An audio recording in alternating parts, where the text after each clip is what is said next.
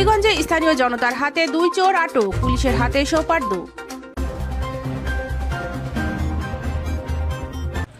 ঝিনাইদহের কালীগঞ্জ উপজেলার 12 বাজারের মাঝদিয়া গ্রামে রাতের বেলা চুরি করতে গিয়ে জনতার হাতে ধরা পড়ল হৃদয় ও আশিক নামে 2 চোর। আটককৃত হৃদয় কালীগঞ্জ পারখিদ্দা গ্রামের সামাদ হোসেনের ছেলে এবং অপরজন আশিক ঝনঝনিয়া গ্রামের শিরজান মণ্ডলের ছেলে।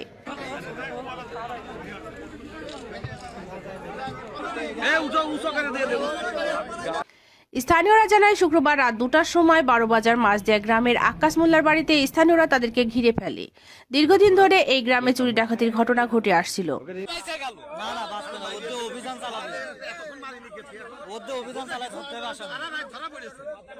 এ সময় সংঘবদ্ধ চোখচকের মশাহাটি খাপাড়া গ্রামের শাওন ও একই গ্রামের হৃদয় পালিয়ে যায়। আটককৃতদের জিজ্ঞাসাবাদের এক পর্যায়ে তারা নগদ অর্থ ও সোনার গহনা নেওয়ার কথা স্বীকার করেন। পরে স্থানীয় জনতা 2 চোরকে ধরে উত্তম মধ্যম দিয়ে শনিবার সকালে পুলিশের হাতে সোপর্দ করে।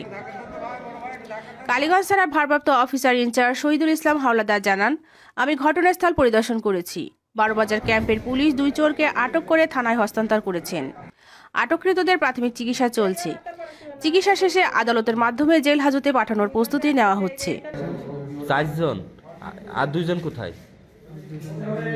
পালিয়ে গিয়েছে। ওদের বাসা কি একই জায়গায়? চেনেন ওদের?